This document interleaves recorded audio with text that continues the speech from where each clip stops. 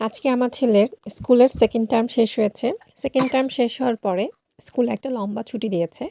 Plus স্টারের একটা ছুটি। তো ছুটির দিন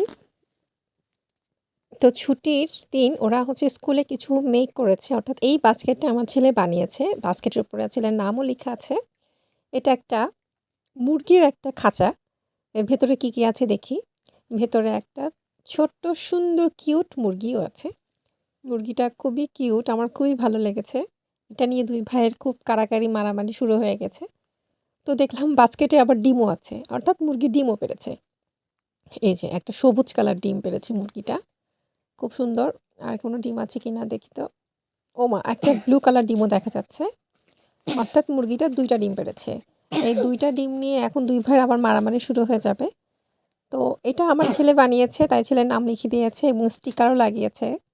দেখে খুবই ভালো লাগলো। স্কুলে এই ধরনের ক্রাফটিং গুলো শিখায় এবং যেগুলো ওরা করে সেগুলো আবার বাসায়ও দিয়ে দেয় যেন প্যারেন্টসরা দেখতে পারে যে স্কুলে বাচ্চারা কি করছে। খুবই সুন্দর।